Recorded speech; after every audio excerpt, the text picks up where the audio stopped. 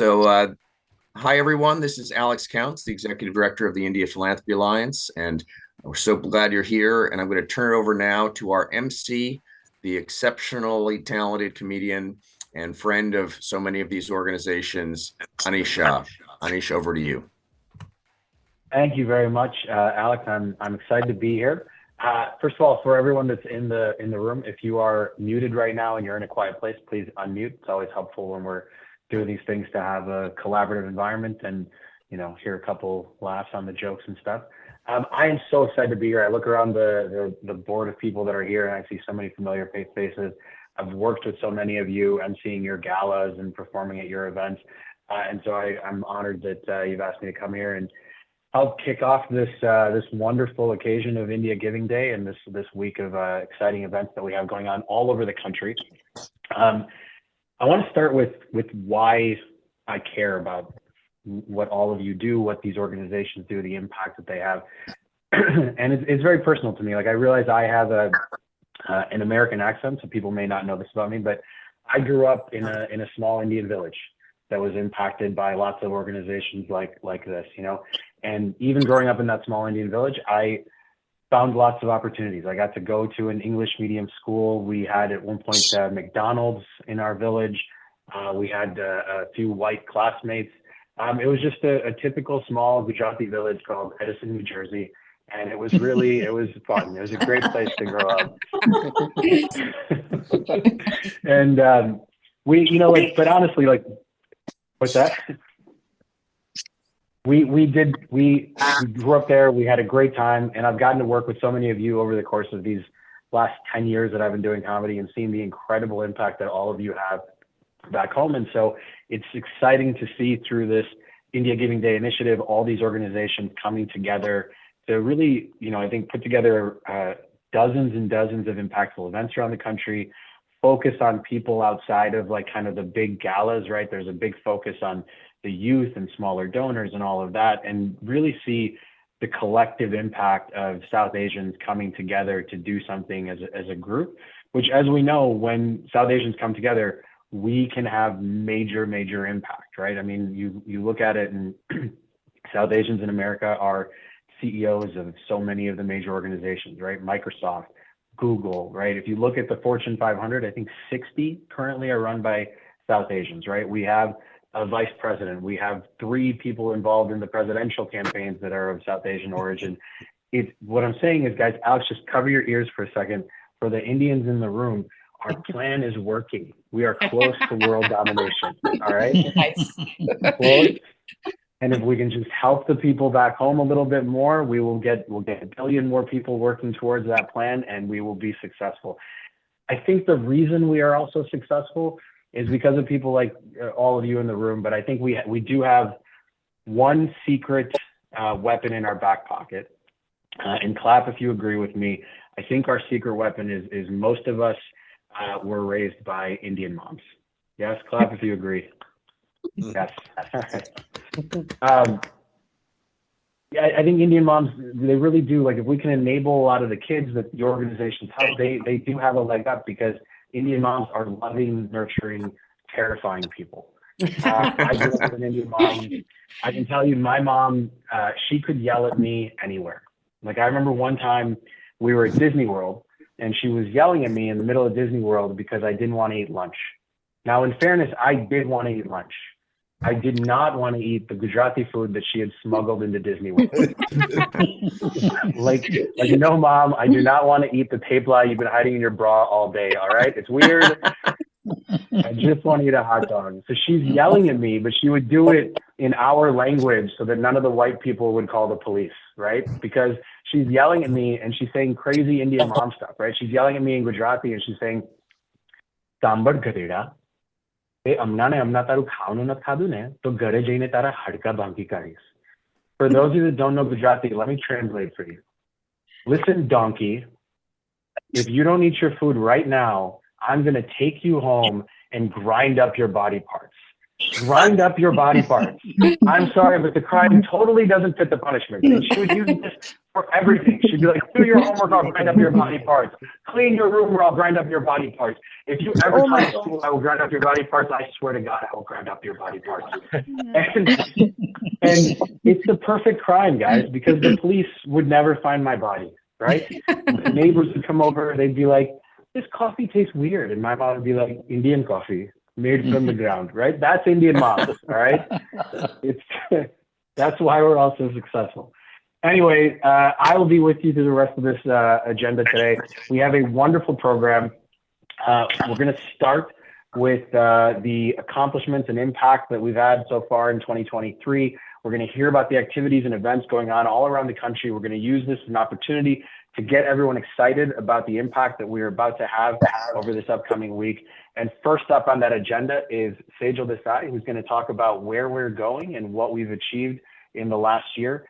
So please, everybody, give a warm welcome to Sejal Desai. Thank you, Anish. And being a Gujarati myself, I not only understood what you said in Gujarati, but some of that resonates as well. I just hope I often think about whether I've become my mom as well as I've grown older. But anyway, thank you for sharing. So good evening, everyone. I am literally just off a flight from India. And was telling some of our colleagues that, there's nothing some lipstick and eyeliner doesn't do to make you look better. And but I am terribly exhausted. So if you see a yawn come in here, just know that I'm actually very excited to be here. It's just that I'm coming off a really long flight. The India Giving Day is an initiative of India Philanthropy Alliance. And through this campaign, we are seeking to grow a culture of giving to India from the US by creating a movement that is visible, easy to engage with, and encourages individuals of all ages to participate, as no gift is too big or too small. As Anish mentioned, I'm Sejal Desai. I serve as the Executive Director for Akanksha Education Fund. I'm a board member of the India Philanthropy Alliance, and I have the honor and pleasure of serving as a co-chair for this campaign along with Manisha Bharti from Pratham, who you will be hearing later in the program today. But along with my colleagues from numerous IPA organizations, we have strived to create a platform that allows for collective philanthropy through which we are to build awareness of the incredible work of our many participating nonprofits that are addressing important and urgent issues like poverty, illiteracy, malnutrition, health, environmental degradation, and more, and in turn create opportunities for underserved communities across India. Again, having just come from India, the juxtapositioning of the haves and the have-nots. For any of you who have visited India, it's very stark, and the need is important. And so, I'm excited that through this India Giving Day campaign, we will be able to support a lot of these needs that we are very much aware of on the ground. So this is a movement to meaningfully inspire and engage a large group of people across the US. We strongly believe that it's very important to give where we live, and many of us do this, right? We're very actively engaged in US-centric giving and service, but we also strongly believe that the diaspora can and must also engage with India's most pressing issues. So many of us are connected to India in different ways. So why not celebrate and honor that connection through a responsible act of collective giving and be part of something larger than ourselves, right? So last year was our very first India Giving Day. It was an experiment, but it was an experiment that went well. We had over 1,000 donations that added up to more than $1 million in collective giving, which was pretty good for a first year initiative. And so whether you gave $25 or you gave $25,000, you were part of the same giving movement. And this year, we hope to make India Giving Day even bigger by engaging more individuals in the act of giving and service towards the dozens of participating nonprofits. So as we embark on our second annual India Giving Day, I do want to thank our participating nonprofits, our steering team members, our youth leadership council members, some of whom are on this call right now, our ambassadors, our staff who have been working really hard, and the many volunteers who are, striving to make this event memorable. Also, none of this would have happened or been possible without the support of our lead major supporter, RIST, the Rural India Supporting Trust, our major sponsor, MacArthur Foundation, founding sponsors, Segal Foundation, Vadvani Impact Trust, Raj Family Foundation, and Raj and Kamla Gupta. And there are numerous others who have supported us along the way. So I just want to thank you all. And everyone else out there, right? Please help us make this year's India Giving Day successful by spreading the word, posting on social media, hosting online and offline fundraisers, learning about an issue that deeply resonates with you, because we look forward to having each one of you join us so that together we can make it #possible for everyone. Go back to you, Anish. I think I'm handing it back to you. I'm not sure about the flow after this. Yeah, back to Anish.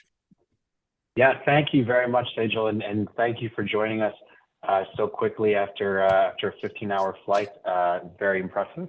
But I can't say I'm surprised that you are a group of impressive people. And while I'm super excited that you are here, as I mentioned up top, the people that we are really targeting with India Giving Day is a much broader group of people. And I want to talk specifically about one group of people that over the course of these events, we would ask all of you to focus on, and that is the young people that are coming to these events. And Alex said it to me very clearly. I want to quote him. He said, "It's we want to find that kid who is just really smart today, but in 10 years is gonna." Sorry, I'm getting feedback. Are you guys getting that feedback? Just briefly. Okay, let's try again. He said, "I want to target that kid who's just really smart right now, but in 10 years." He's gonna sell that company for $100 million, and he's gonna remember us and the impact that he heard about us having. So we want to get our claws into that kid now and really sort of show the impact that these organizations have. And so as you go to these organizations, at these events, find the mathletes, find the science fair winners, find the spelling bee winners. We have a lot of those. I know I was a spelling bee kid. We are very motivated kids as spelling bee kids because we had Indian parents to motivate us. I remember my dad sitting with me, and he would give me word after word after word. And when I would get one wrong, I think other kids' parents, they would give them an easier word to build their confidence. My dad would give me a harder word. And I'll give you an example. I got a word wrong once, and then he said, "Okay, I'm going to give you another word. Here's your word, to slept." And I was like, "To slept? What? I don't know. Use it in a sentence, please." And he said, "If you get another one wrong, I'm going to slap you." And it worked. It was very effective. It made a big difference. And I just think that there's a real opportunity in this country for all of these kids who are coming up to do really impactful things that impact the broader coalition of South Asian people back home and all over the world. And so focus on them, please, this week. Have conversations with them, get them excited about the work that your organization is doing, that India Giving Day is doing, and all the other organizations are doing. And we look forward to working with them for many years to come. Next up, I want to talk a little bit about some of the impact that this organization has. We're going to do that through a fireside chat with Alex Counts, Susan Appy, and Krishna Vansal.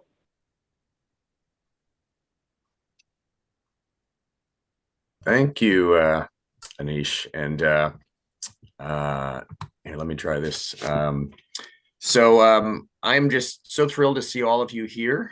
And we are ahead of schedule on time, which has never happened in the history of my working on India events before. So I don't know what's happening here, but we're going to be joined in a moment, and we're going to hear from two folks who are going to try to make this kind of this real. This is not meant to be the most super serious event. The lighthearted kind of gift that Anish is bringing is an important part of this. But I want to also say that we have a week of activities. Manisha Bharti is going to summarize them, supported by my colleague Peg Foray. But one that I want to draw your attention to is on Friday, on India Giving Day, we're going to have a flagship event at Drexel University in Philadelphia. If you're in the Philadelphia area, come join us. We still have seats. If you're not, you can join through the live stream, and there's going to be just a lot of great content there. And come join. But you'll hear about more of those activities. Right now, I want to introduce two people who will join me for this fireside chat, and I'm gonna bring them in here as best I can. And one is Susan Appy, who is an associate professor of public administration and policy at Rockefeller College of Public Affairs and Policy at the University of Albany, SUNY, and the author of an article that went completely viral for about India Giving Day last year. It was the single biggest media exposure of our inaugural campaign by a long shot.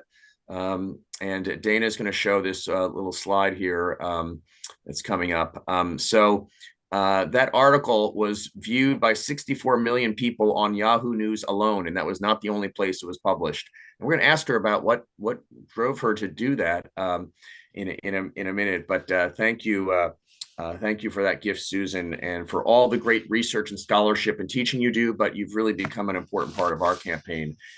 And then the second person is, and you can remove that, Dana, now. Thank you. Is Krishna Bansal, who is a guy with over 13 years of experience in social development sector in India, and right now he's a regional.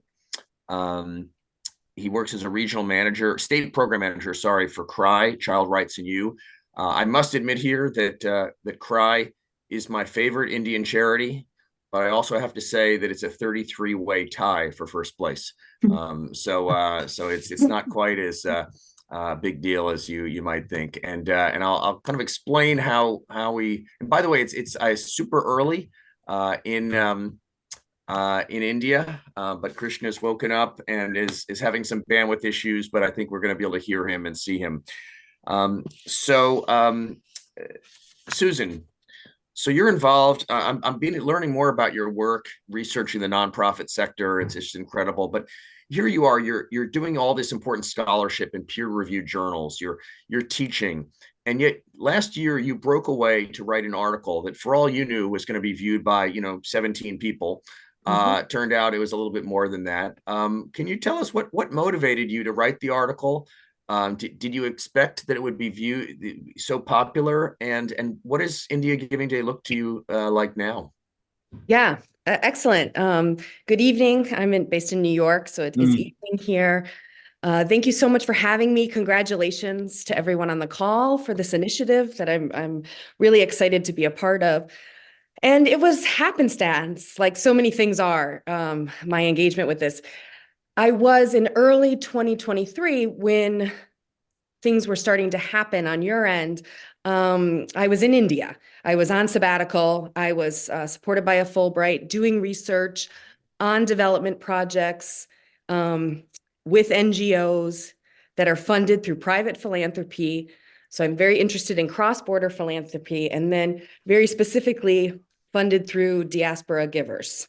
And so I was working with CRY India and CRY America, the sister organization here, and thinking about and visiting projects that were in part funded by the diaspora community here in this case in the US. So these are Indian Americans who are here, Indians who are residing here, who have come together and are supporting CRY America, which then is supporting CRY India.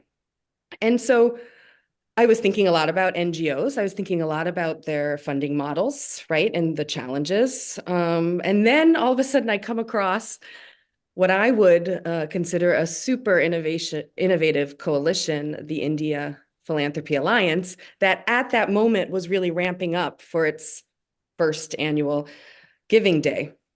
So, I mean, as Alex mentioned, there is a part of academic life that prohibits you almost from really engaging in scholarship that is meaningful. There's like inherent perverse incentives.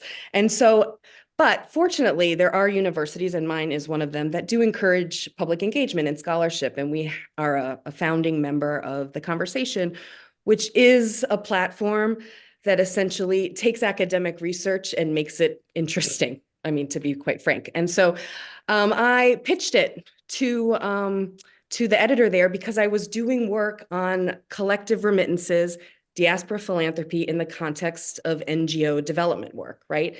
And for me, the India Giving Day was a prime example, a prime mechanism to enable this. And I think one of the challenges for diaspora communities to really engage beyond remittances to family and friends, which we know is so important.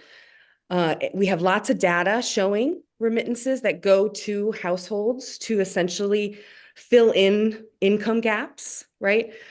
Super important, but we also see, but we don't know a lot about, and there's not a lot of infrastructure for collective remittances. So where diaspora communities are pooling their money together and really sending resources, money, time, knowledge transfers, even in-kind gifts in a collective way, and really for the greater social and public good.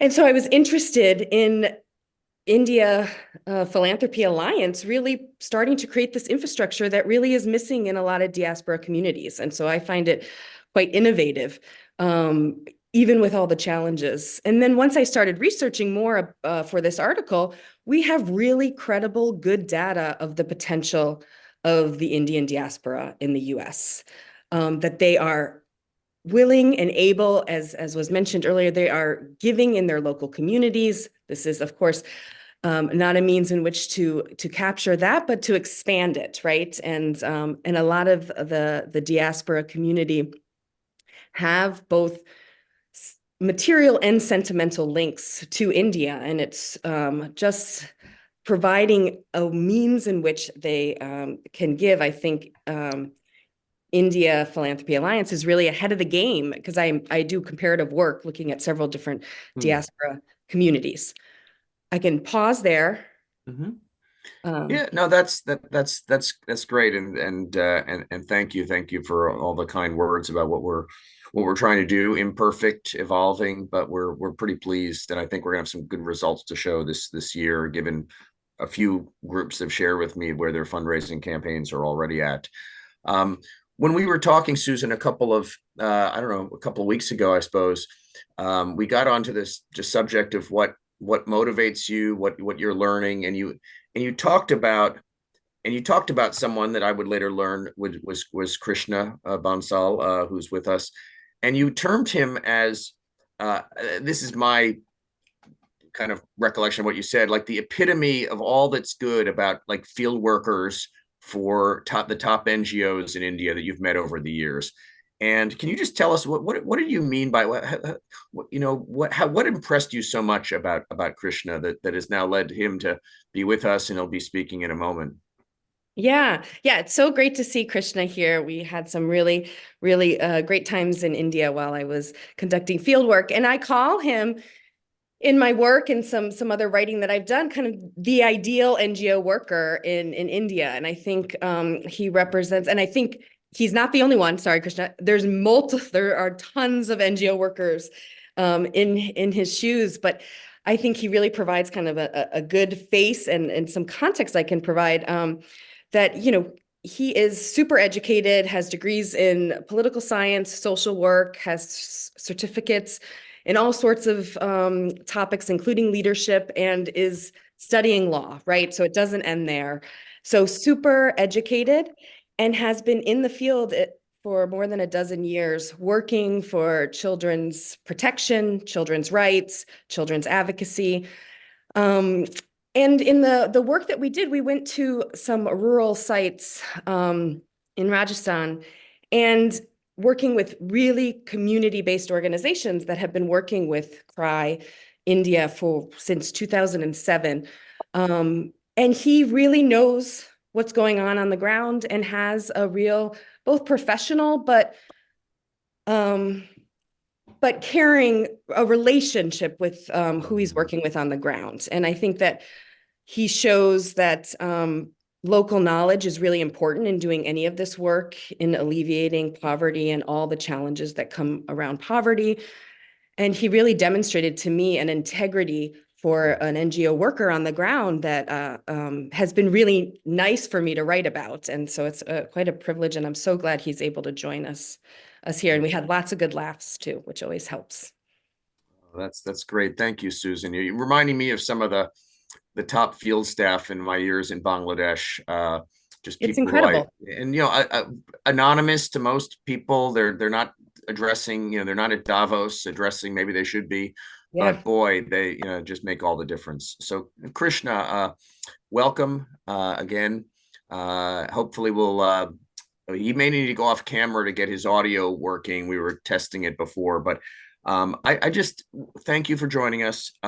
Maybe for those of us who don't spend a lot of time at the level of development that we've worked at for a long time, can you just tell us about your day-to-day work, and what are some of the most meaningful things? What are some of the most challenging things? And just give us a couple of concrete examples so we can take those with us as we make the final push for India Giving Day. Yeah, we're not hearing you, Krishna. You might have to go off camera, I guess. Thank you, Alex. Hope I am audible. So my Yes, biggest yes. worry here in this event, whether I am audible or not. I'm so sorry for my internet. Yeah. It's okay. We can hear you fine now. Yeah. Thank you, Alex. So first of all, I would like to share that I was not aware whether a small trip with Susan in Alwar, in Rajasthan, India, is going to turn into such a event, whether I will get an opportunity to learn all of your contribution here in India. So thank you so much for this opportunity.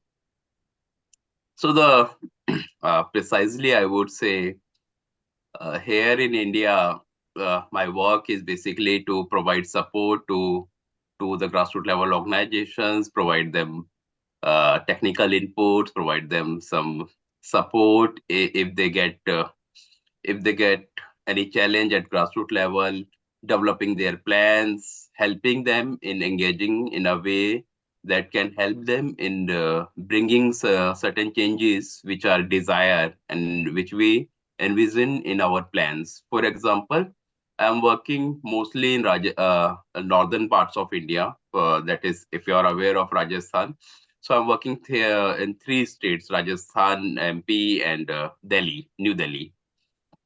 So these three are having 3 different geographies. MPs having largely the tribal population, and Rajasthan again Muslim and tribal, and Delhi is urban slums. I'm talking from my context of my work. Otherwise, these 3 states have their own legacies as well. So here, children are not able to go to school. And gender norms are always there. Female early child marriage, the school distance. There are distance issues where girls are unable to access the education, especially after completing their elementary education up to class 8, because they have to go to 4 to 5 kilometers, and that derives their child marriage. Once they're out of school, then family prefers them to get married off early age. Similarly, the poverty, again, big hit, but we here and CRY believes that poverty is one of the cause, but is not the cause, not the only cause that push back children, because we have seen a lot of children, many children that came out from the cycle of poverty and doing wonders in their lives. But yes, it is important to understand that there are various factors. Poverty is one of them, then gender, caste, class, and access to resources. Because here in India, we have beautiful policies and laws and everything. But somehow, due to various reasons, their implementation is a challenge. And on other hand, even if you implement the policies in a village, their socio-political structure and geo-social issues are so rooted that push back families even they want to come forward. And they are, let's say we have a local administration system that is Panchayati Raj institutions, the smallest smallest administrative unit. And all of this makes a unit here in villages and areas that somehow perpetuates the let's say that traditional learning, traditional method, traditional practices, which includes that a certain community should not have the right on resources, a certain community should perform the certain things only. Though I must say the contributions from a lot of people through donation, through knowledge, through skills, and through time, and many other ways. A lot of things are getting changed, but yes, the challenge is to sustain that change, because we are able to make a change in the community, but sustain that change is a big challenge. The seems like sometimes we make a cosmetic efforts in the community. We make a change, but often due to lack of resources, investment, time, and uh, inappropriate strategy, because we often believe, and our founder also used to say, we should do what we can do, as here in Cry. So that we are doing, but yet I believe we should invest more and work more for a sustainable development, that our SDG also says. But yeah, it is important to realize what is sustainable development in terms of communities, in terms of villages, in terms of people from diverse background, vulnerable communities. And if you visit here in India, you will find people with greater vulnerabilities, a new word, because there are people with vulnerabilities, but there are people with greater vulnerabilities who do not have anything. If you, I still remember, and that's motivate me every day to work. I can't forget that work. My father runs a small construction company here in India, and I went with him on his construction site, and I saw a 7 or 8 year child, and I asked him, "What is your dream?" And his dream was, he said, "I just want a lot of cauliflower vegetable, and I want to eat that." And it was his dream. And here, you must have seen people's dream. They want to become Hollywood, Bollywood stars. Some wants to politicians. Some wants to do something, but he just wanted to have a lot of cauliflower vegetable with Indian bread that we call puri. So that was his dream. And fortunately, that time I had a capacity to fulfill that his dream. But yes, there are a lot of children who do not have dreams. And even one more thing in my work, I realized going to field, that people who, if you go to field, they will say, "I have a dream to become a doctor. I have a dream to become an engineer," but they do not have means to become that. And one more thing that I also realized, that the dreams are also limited. And I guess they are developing their dreams by watching movies or their environment, their current environment. For example, if you want to become a doctor, they don't know what to do to become a doctor. They want to become a policeman, they don't know what to do to become a policeman, but they have a dreams, and that's more dangerous, because they want to become something and they do not have any means. So that's really challenging. So yeah, well, Krishna, there are I some just motivation. Yeah, so sorry. Yeah, I'm pausing. Yeah, I just want to thank you before I ask you one more question. Thank you for helping people to take steps towards their dreams, however modest or however immodest they're. Thank you for your work and your colleagues and all of these organizations, teams in India who who are helping people to dream bigger dreams or to connect reality, to connect pathways to realizing them. There's nothing more fundamental than a human being than kind of imagining yourself in a better future and then be able to work towards it. And that does take resources. It takes people like you. Many of the people on this call, Krishna, are staff members or volunteers or financial supporters of these 33 organizations that are part of the India Giving Day campaign, the core of it. And for some of them, they may only be able to see what you do every day. They may be able to see it for a couple of days a year, if that. And yet they're working very hard to build up their organizations and trying to raise a lot of money to increase the resources for those organizations, which then can bring resources to people who have dreams but they're unresourced dreams. So is there anything you'd like to say to this group who again don't have the benefit of seeing what you see every day to provide some insight, some motivation? Yeah, sure, Alex. Thank you so much for this question, first of all. And I would say, see, it is important. What I believe it is important to understand though I know you don't, I mean, most of you don't have time to invest so much in research, but yet I would say the moment you are making a donation or a contribution to a field, it is important to understand their geographical issues. Often we have a tendency to make a contribution. Yes, it is important, but it is also important that what kind of contribution is required in which community and why.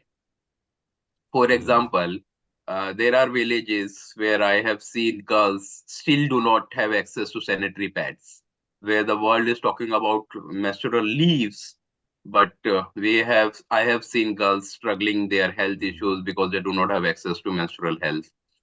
Okay, and we have seen the girls playing a lot of games and boys playing a lot of games everywhere, and the sports is a let's say big business and a big entertainment both. Yeah. I mean, people are crazy about cricket here in India, and the world is crazy about football. So that's two different things. But in our villages, when I'll go in slums as well, when I visit them, they do not have a space, a basic equipments to play. And even though if we provide them, okay, I have some money, I got some lakhs of rupees, and I have provided them kit, football, and everything. Now they do not have techniques how to play that. I have provided them resources, but they do not have professional skills to play. And I have seen girls in Rajasthan, in Delhi, who receive such kind of such kind of support. They are going to play in Sri Lanka, some other places. Were two girls, those who are not allowed to come out from their homes. The Gujar community in India is known for their patriarchal. I mean, not everyone, but majority of them are, and it's known for their patriarchal tradition. But the girls are from that village who played football, and Google's Doodle also appreciated them for 2 or 3 days, I guess. So sport has a potential to bring a change, and I would suggest there is a need to contribute in sports a lot. And because it has the potential to develop leadership, it has potential to breaking the gender stereotype, and it has potential to improve the physical health. But yet it has to be comprehensive, because providing equipments will not solve the problem, certainly. Yeah, well, Secondly, that's Krishna. We're going to need to move on, but unless you just have a final word to the groups, we want to hear from some of the volunteers around the country. Any final word? yeah, I would say the final word is, when you are making a contribution, make it for a long time, because 1, 2 years will not make any change on ground. It has to be long time. It has to be sustainable. Yes. Otherwise, it is going to be difficult. And thank you so much, Alex, Susan, everyone, for providing me this opportunity and list. And it is a great learning experience for me as well to learn your thoughts. And I hope this association will go far away. Thank you so much. Great. Thank you, Krishna. And I'm going to go over to Anish again to take us through the next couple parts of the program. Yeah, thank you so much for sharing, Susan and Krishna. Krishna, I thought the comments that you had about the sort of privilege of our dreams and the challenges in figuring out the path was so impactful, and it made me think about my dreams growing up. I remember I had a dream and a backup dream. My main dream was I wanted to be a Bollywood actor. And my backup dream was I wanted to play in the NBA. That was the backup. And speaking about not having a path, nobody told me that, hey, it doesn't help that you don't know Hindi on the Bollywood actor dream.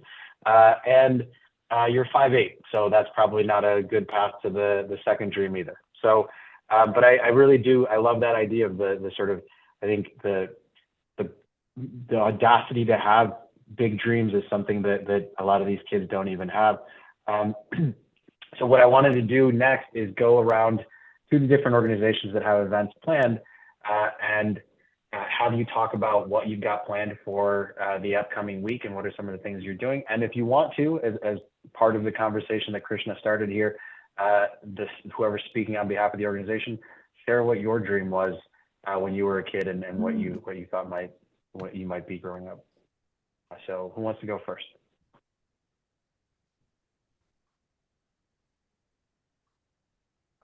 Yeah, Sheesh, I'll go first. I'm Jay Siegel, and I'm calling in from Charlotte. I just got back, by the way, from Manisha and Vikas's house, and we had a wonderful event today. Various people were invited to come and listen about India Giving Day, and as well as the activities of Sehgal Foundation and another organization. It was a great event, and one of the things was that we had a lot of wine. So I'm a little bit off, so just bear with me. So we had a good time, though. We had a great time. And so once again, thanks to Manisha and Vikas for having that event for India Giving Day and creating that awareness here in Charlotte. We just yesterday, you talked about youth. We had a youth webinar where youth ambassadors who have been to the Sehgal Foundation in India, they conducted a webinar to create, again, awareness about digital literacy in rural villages, rural schools in India, as well as India Giving Day and the IPA as well. So it was a very well attended webinar yesterday. And in addition to that, we are going to have events in Des Moines. I part-time live in Des Moines and part-time live in Charlotte. So I'll be heading out to Des Moines here very quickly, and day after tomorrow. And we have an event on March 1st evening where we'll be again talking about giving, not in the of course, financial sense, but also in the sense of giving, how they can participate with various for these organizations for the India Philanthropy Alliance as well as India Giving Day. We have also launched a project which we call a Project to Meet this year. It's a $1 million project. We have raised $900,000 to provide digital libraries in the rural villages, in the rural schools, in those, and we have set the target about $100,000 to raise to complete that $1 million project. And a lot of press release has been done. And various media outlets have picked up the press release and gone with that as well. So similarly, I think as I said, we are going to have an event in Des Moines, and we're going to have an event in Fort Myers as well. So just trying to get everything together. A lot of social media posts are going out this week as well. So these are some of the things the Sehgal Foundation is doing to promote the India Giving Day. Hand it back over to you. All right. Who wants to share next? Sounds like a lot of fun things going on there in the Sehgal Foundation. Hi, I'm Ian. I'm 14 years old. We've learned chess, and so we taught chess. We just raised a few measly $100, and we're donating it to the India Giving Day Foundation. We're part of the Youth Leadership Council, and yeah. Wow, thank you so much for sharing that, Aryan, and for all the work that you're doing. And 10 years from now, when you sell that $100 million company, please remember us. Who wants to share next? Yeah, I can go and I can talk more about the Youth Leadership Council too. So I'm Melvin Joseph. I'm based in Massachusetts near Boston, but my family and I are from Kerala, India, which we're also from a very rural part, like you are, Mr. Shah. And I'm helping lead the India Giving Day Youth Leadership Council along with Peg, and both Ayan and Adi are also in the Youth Leadership Council, and we're basically 12 students. We've been affiliated with the India Philanthropy Alliance in the past. So, I was affiliated with the youth essay competition. Others have been working for India Philanthropy Alliance member organizations. And in this group, we do different things individually, but we also collaborate a lot to support India Giving Day. So some of us work with local community organizations and work with student clubs. In my case, I've been posting, different content on Civics Unplugged, which is a national network of civically minded students who attend the fellowships they host. So I've been posting, because there's an Indian American student community there, I've been posting some of the things we do there. But at my own school, right, I've also been working with our community engagement board and International Students Club too. And I think more recently, like leading up to India Giving Day, different members in our group have been, been paired with India Giving Day participating organizations to help with social media. Some are even writing grant proposals, which is super amazing. And yeah, I'm just, looking forward to continuing to work with the Youth Leadership Council and seeing where we go next. Wow, thank you so much for sharing. It's so great to see so many young people involved in this, and love to hear all the work that you're doing. I think of myself still as 25, so I don't love to be called Mr. Shah, but other than that, amazing work, Melvin. Anyone else want to share some of the cool stuff that you're doing this week? I can share on behalf of Akanksha. Please. Oh.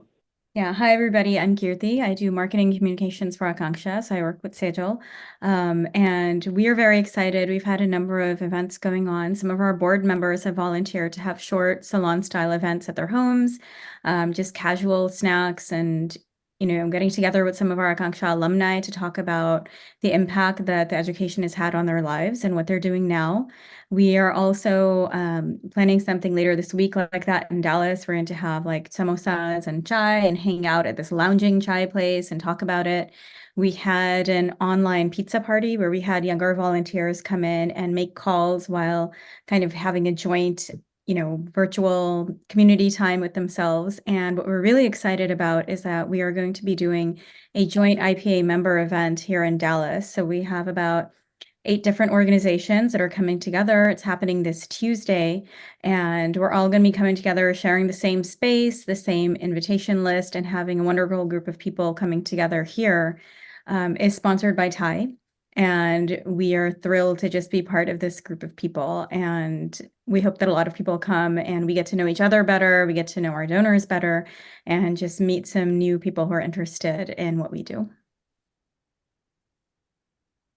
Fantastic. Thank you so much for sharing, Kirti. Any last ones before we move on to the next section?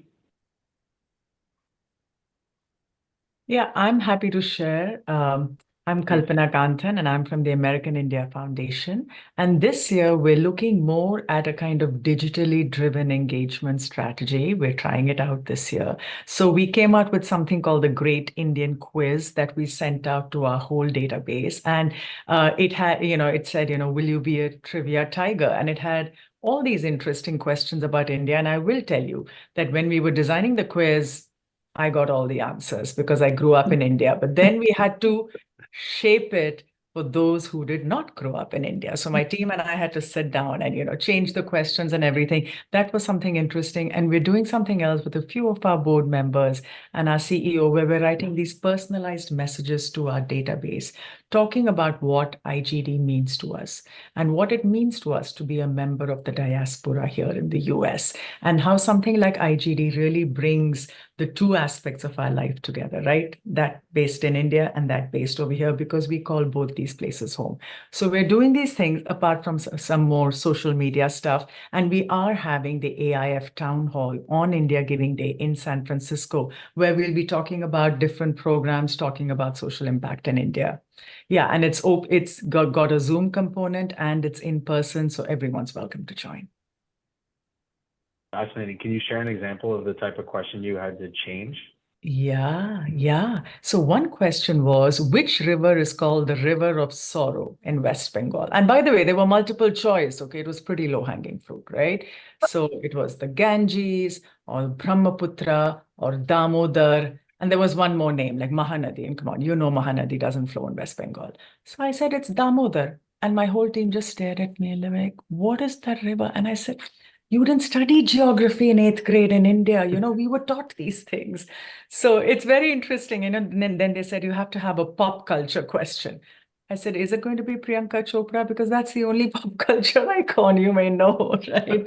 No, so there were a lot of fun moments really between generations and between those who grew up in India and those who grew up here. And again, it showed us the connections. So we finally decided on a question on a writer, Rushdie and Jhumpa Lahiri, I think. I said, because I said that's pop culture too, when you think about it. Yeah, that's funny. My when I told my mom I was going to become a comedian, she cried a river of sorrow. So perfect. Damodar. All right. Well, thank you all for sharing all of the amazing things that are happening this week and on India Giving Day. Before we get to our last speaker, I just want to say I think we look at a lot of the people that spoke. We look at a lot of the people in this room, and it's powerful people having impact. And I want to say specifically, there's a lot of powerful Indian women driving a lot of these organizations, and I love to see that. I have 2 daughters, and I think that the impact that Indian women are going to have in the coming years is just remarkable, and I'm happy for it. I grew up with a little sister named Serena, and I will say that she is easily the more impactful person than I am. I'll give you a quick story about when I learned the difference between she and I. She's 8 years younger than me. I was 14 and she was 6 when this story happened. And I had gotten a terrible report card. And so my parents were yelling at me. I had gotten 4 A's and 2 B's, and they were furious. And they're screaming at me, and I'm crying in the middle of the living room, and they're yelling at my dad, saying things like, I don't want any B students in this house, and all this, they're yelling, and I'm crying in the living room. And I remember my little sister, 6 years old, she walks into the room, and she says, Anish Bhai, I don't want you to cry. I brought you a candy. And she puts a little Snickers bar in my hand, a little mini Snickers. And my parents are like still kind of angry, and she just looks at them and she goes, shh, just shushes them, this little 6-year-old. And she walks up to them and she says, I don't know what's happening here, but if he gets to eat candy, so do I. And then she just puts the Snickers bar in her mouth. Mike drops the wrapper, walks out. That's the kind of impact that Indian women can have. And I love the fact that there are so many young Indian women doing amazing things. And next up, I want to introduce a very powerful Indian woman who's doing amazing things with Pratham. Please welcome Ms. Manisha Bharti, everybody. Thank you, Anish. I am delighted to be here. Anish, you asked us earlier to share our dreams, and I think I speak on behalf of the India Philanthropy Alliance when, I say that having this day, this kickoff to the second now annual India Giving Day is a bit of a dream. That was sort of a pie in the sky idea about 2.5 years ago when we sort of came up with this idea. And the fact that this screen is filled with so many people, we have now 33 organizations. We have a theme that's about make it possible. And it's really because of all of the people on this screen and those behind all of us that are powering this set of activities and events that really is the dream that I think we had planned for. And this is really what it's about. It's about us all coming together. I spoke recently, we gathered a lot of our donors out in Pratham in our annual global conference. And, we talk about fundraising, our targets, our goal for the year, but really what we ended up talking about was joy and why we do this work when we're far away from, the direct impact that we're having. It's because it shares and spreads joy. I certainly feel joyful, certainly with the laughs, the connections, the stories. But I think that's a big part of what we're trying to do. So I guess my ask for all of us is to, share that joy, spread that joy this week. You've heard about all of the different activities and events taking place. I do want to share just a few more that are planned.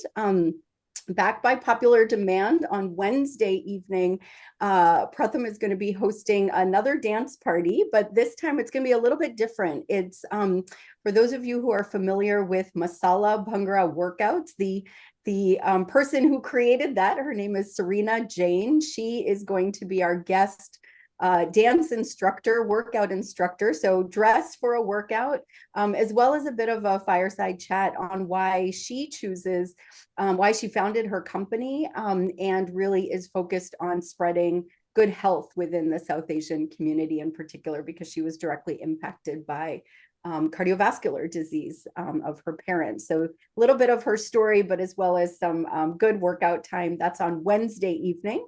On Thursday, all of the youth leaders that you've heard from here are holding a Youth Leaders in Philanthropy webinar. So you'll see the information coming up in the chat. Thanks, Peg, around how to sign up.